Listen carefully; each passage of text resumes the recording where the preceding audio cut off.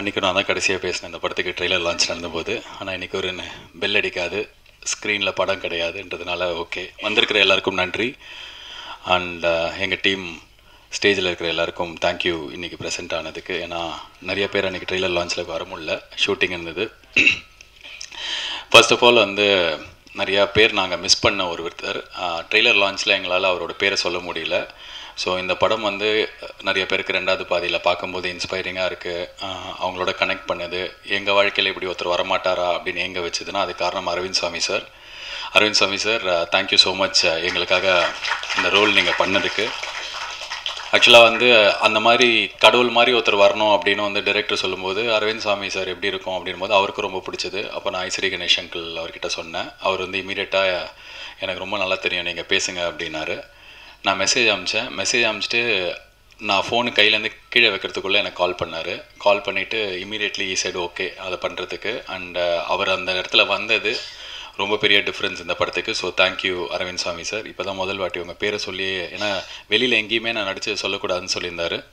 So அவருக்கு எங்களோட நன்றி. அண்ட் நார்மலாக இந்த சக்ஸஸ் மீட் இப்போ நான் ஒவ்வொருத்தராக ஸ்டேஜில் இருக்கிறவங்களுக்கு தேங்க்ஸ்ன்னு சொல்லிட்டு ஏற்கனவே ஒரு ஃபங்க்ஷன் நாங்கள் பண்ணிட்டோம். அதே விஷயத்தை இங்கே பண்ணும்போது பொறுமை இழந்துருவாங்க பார்க்குறவங்களும்.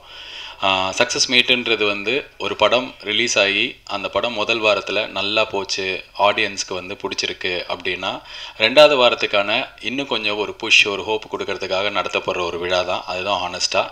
ஸோ எங்களுக்கு அந்த சக்ஸஸ் அப்படின்றது இந்த முதல் வாரத்தில் அப்படி தான் கிடச்சிருக்கு. மக்களுக்கு இந்த படம் ரொம்ப ரொம்ப பிடிச்சிருக்கு. நிறையா ஊரில் அவர் சொன்ன மாதிரி கள்ளக்குறிச்சி ஆகட்டும், விழுப்புரம் ஆகட்டும், தமிழ்நாட்டில் பல ஊர்களில் இன்ஃபேக்ட் இந்த படம் போன வாரம் ரிலீஸ் ஆன படங்களில் அதிக கலெக்ஷன் பண்ணி எங்களுக்கு ரொம்ப சந்தோஷமான ஒரு வர வீக்கும் நல்லா இருக்கும் அப்படின்ற ஒரு ஹோப்பை கொடுத்ததுனால தான் இந்த சக்ஸஸ் மீட். ஆனஸ்ட்டாக சொல்லணுன்னா இந்த படத்தோட எடிட்டர் செல்வா தான் அவர் டெய்லி ஒரு சக்ஸஸ் மீட் கொண்டாடுற எடிட்டர். நேற்றுக்கு தான் ப்ளூ ஸ்டார் படத்தோட சக்ஸஸ் மீட்டில் உட்காந்து இருப்பார். 2 படத்துக்கும் அவர் தான் editor. So congratulations on blue star also. So அந்த படமும் நல்லா போயிட்டுருக்கு. இப்போ 2வது வாரம் 2 படத்துக்கும் நல்லா இருக்கணும் அப்படின்னு சொல்லிட்டு என்னோடய வாழ்த்துக்கள். இப்போ இந்த ஸ்டேஜே நார்மலாக இந்த மாதிரி ஆடியோ லான்ச்சோ ஏதோ ஒரு சக்ஸஸ் மீட்டோனா யூடியூப்பில் கமெண்ட்டில் ட்ரோல் பண்ணுவாங்க, இல்லை யாராவது சேனலில் ட்ரோல் பண்ணுவாங்க. என்ன வண்டி இந்த ஸ்டேஜில் இருக்கிற எங்களோட கெஸ்ட்டே ட்ரோல் பண்ணுறாங்க. முதல்ல Chinni Jain sir, south Indian Aamir கான்லாம் எனக்கே சிரிப்பு வருது சார். ஒரு லெஜெண்ட் அவர். ஒரு 40 வருஷமாக சினிமாவில் அவ்வளோ சாதனைகள் பண்ணவர். நான் இப்போ தான் பேபி ஸ்டெப் எடுத்து வைக்கிறேன். ஸோ தயவு செஞ்சு இது மாதிரிலாம் எதுவும் சொல்லாதீங்க சார், எனக்கு பக்குன்னு ஆகிடுச்சு. அடுத்ததாக இமான் அண்ணாச்சி சார், அவர் இப்போ இங்கே இல்லை, டக்குன்னு எங்கே போயிடறான்னு தெரில. பட் அவர் சொன்ன ஒரு விஷயத்தில் எனக்கு உடன்பாடு கிடையாது. ஏன்னா நல்ல விமர்சனம் மட்டும் எடுத்துப்போம், நாங்கள் நினைக்கிற மாதிரி நீங்கள் எழுதினா மட்டும்தான் எங்களுக்கு பிடிக்கும் அப்படின்றது கரெக்டான ஒரு விஷயம் கிடையாது. அது டெமோக்ராட்டிக் கிடையாது. ஸோ பத்திரிகையில் என்ன சொல்கிறாங்க, யூடியூப்பில் என்ன சொல்கிறாங்க, ஒரு ரிவ்யூவர் என்ன சொல்கிறாரு, எல்லாமே அவங்களுக்கான சுதந்திரம். அவங்க எப்படி வேணாலும் அவங்களுக்கு இஷ்டப்பட்ட விதத்தில் தான் எழுத போகிறாங்க.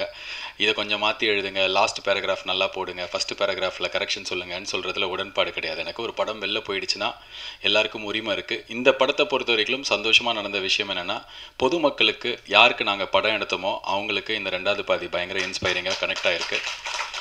எஸ், இன்டர்நெட்டில் இருக்கிற ரிவ்யூஸ்லாம் சிலதெல்லாம் எனக்கும் நான் ஒரு படம் ரிலீஸ் ஆகிற வரைக்கும் எவ்வளோ பேர்கிட்ட எடுத்துகிட்டு போய் சேர்க்க முடியுமோ அதுக்கு எல்லா ப்ரொமோஷனும் பண்ணோம். ஒரு 10 நாளைக்கு அதான் நான் ஏற்கனவே சொன்ன மாதிரி ஷூட்டிங்கில் எல்லா ஆக்டர்ஸ் இருந்ததுனால நான் மட்டும்தான் இருந்தேன். ஒரு 15 நாளைக்கு நீங்கள் உங்கள் ஃபோனை ஆஃப் பண்ணாலே என் மூஞ்சி வர மாதிரி எல்லா யூடியூப் சேனல்ஸ்லேயும் இருந்தேன். ஸோ அதுக்கு காரணம் படத்தை எடுத்துகிட்டு போய் சேர்க்கணுன்னு. ஒன்ஸ் ரிலீஸ் ஆன அன்னிலேருந்து இப்போ வரைக்கும் நான் அந்த படத்தை பற்றி எதுவும் பேசலை. ஏன்னா கண்டென்ட் தான் பேசணும் அப்படின்னு நினைப்பேன் நான். ஸோ இந்த படம் நிறைய மக்களோட கனெக்ட் ஆகிருக்கு. ஃபஸ்ட் வீக் எங்களுக்கு ரொம்ப சிறப்பாக இருக்குது. ஒவ்வொரு நாளும் கலெக்ஷன் சொல்லும்போதும் ஒரு ஹோப் கிடச்சிருக்கு. நல்லா பரவாயில்ல, எல்லாருக்கும் பிடிச்சிருக்கு அப்படின்னு சொல்லிட்டு ஒரு நம்பிக்கை இருக்குது. ஸோ இந்த 2வது வாரம் முதல் வாரத்துக்கு ஈக்குவலாக அதோட பெட்டராக இருக்கணும் அப்படின்றதுக்கு உங்கள் எல்லாரோட சப்போர்ட்டும் தேவை. எல்லாருக்கும் நன்றி. அண்ட் கோகுல் சார், ரொம்ப ஒரு பெரிய ப்ராசஸ் உங்களுக்கும் எனக்கும் நம்ம ஆரம்பித்து இவ்வளோ தூரம் வந்திருக்கோம் அப்படின்னா அதுக்கு I'm very happy. As an actor எனக்கு இன்னும் கொஞ்சம் பெட்டர் கான்ஃபிடென்ஸ் கிடச்சிருக்கு இந்த படத்தில். நிறைய பேர் என்கிட்ட கேட்டாங்க, என்ன உங்கள் கண்ணு செவந்தே இருக்குது படம் ஃபுல்லாக, என்ன நீங்கள் ஒரு காமெடி சீனில் கூட இல்லவே இல்லை, நீங்கள் என்ன காமெடியே பண்ணல, இப்படிலாம் கேட்டாங்க. பட் அதெல்லாம் தாண்டி இந்த படத்தில் என்ன இவர் வேறு மாதிரி காட்டுவார் அப்படின்ற ஒரு கான்ஃபிடென்ஸ் இருந்தது. அந்த கான்ஃபிடென்ஸ் இப்போ பார்க்கும்போதும் ஓகே பரவாயில்ல, நம்மளால் இந்த சீனை ஹோல்ட் பண்ண முடியுதுன்றது எனக்கு அடுத்த படத்துக்கு எடுத்துகிட்டு போகிறது உங்ககிட்ட தான் கிடச்சிது. நன்றி அதுக்கு Gokul sir. And all the best Vels கூட அடுத்த படம். வாழ்த்துக்கள். இதோட பெரிய வெற்றி படமாக இன்னும் நிறைய அதிசயங்கள் நடக்கிற படமாக இருக்கட்டும். அண்ட் ப்ரொடியூசர் ஐசரி கணேஷ் அவர்கள் இன்றைக்கி எனக்கு செயின் போடல. அது என்னன்னு தெரில. அது வந்து சரி, ஓகே, அதை பற்றி என் மனசில் வருத்தம் இருந்தாலும் பட் ஆனால் அவர் இங்கே வந்து இமான் அண்ணாச்சி அங்கே சைட்லன்னு சொன்னார், செயின் ஆஃப் ஃபிலிம்ஸ் பண்ணியிருக்காரு அப்படின்னு சொல்லிட்டு. சினிஜெயின் சார் நீங்கள் சொன்னீங்கன்னு நினைக்கிறேன். ஆமாம், 3 படம் பண்ணிட்டேன். இந்த 3 படம் LKG, Mookuthi Amman, Singapore salon. இந்த ப்ராசஸில் என்ன ஆச்சு அப்படின்னா வந்து எனக்கு வந்து இவர் நல்லவர் அப்படின்னு ஒருத்தர் தெரியும். அவர் என்கிட்ட ஒரு வாய்ப்பு எடுத்துகிட்டு வந்து கொடுத்தாரு. எனக்கு அதை செட் ஆகலைன்னு டேரெக்டாக மூஞ்சியில் சொன்னேன். அந்த நல்லவருக்கும் என்னை பிடிக்க போச்சு. அப்படி தான் எனக்கு முதல்ல அவர் எல்கேஜியும் போது தெரியும், ஒரு நல்ல ஆள் நம்ம படத்தை ப்ரொடியூஸ் பண்ணுறாருன்னு இருந்தது. மூக்குத்தி அம்மன் போது ஐயோ இவர் நம்மளை 100% நம்புறாரு, பயங்கரமாக நம்புறாரு அப்படி இருந்தது. பட் இந்த சிங்கப்பூர் சலூன் ஆரம்பிக்கிறதுக்கு முன்னாடியே எனக்கு வந்து அவர்கிட்ட ரொம்ப ஒரு ஃபாதர்லி பாண்ட் தான் இருக்குது. நான் அவர்கிட்ட பர்சனலாக போய் பேசும்போது என்ன சொல்லுவேன்னா, சினிமாவில் நிறைய பேர் ரொம்ப க்ளோஸாக இருப்பாங்க, பயங்கரமாக பழகுவாங்க. எங்கேயோ வந்து இந்த சினிமா, இந்த பணம், இந்த படம் ப்ரொடியூஸ் பண்ணுறது, நடிக்கிறது, இதில் வந்து ஏதாவது சண்டை வந்து பிரிஞ்சிருக்காங்க. இது மாதிரி நிறையா கதைகள் இருக்குது. எனக்கு வந்து அது மாதிரி இருக்க வேணாம். எனக்கு உங்கள் கூட ஒரு ரிலேஷன்ஷிப் தான் இருக்கணும். அதனால் வந்து இந்த வேலைன்றது நமக்குள்ளே இருக்க வேணான்ற அளவுக்கு ரொம்ப ரொம்ப நெருங்கிய ஒரு உறவு இருக்கிற, எனக்கு நல்லது நடக்கணும்னு நினைக்கிற ஒரு மனிதர் ஐசரி கணேஷ். அந்த மனிதரை நான் சம்பாதிச்சிருக்கேன். ஸோ எதுக்காகவும் வந்து எனக்கு அதை விட்டு கொடுக்க வேணான்றதுனாலே நான் அவருக்கு பண்ணுற படங்களை பார்த்து 100% எனக்கு இது கண்டிப்பாக பண்ணணும் அப்படின்னு தான் நான் வருவேன்னு சொல்லியிருக்கேன். ஸோ அந்த உரிமையும் அந்த சுதந்திரமும் எனக்கு கொடுத்ததுக்கு ரொம்ப நன்றி.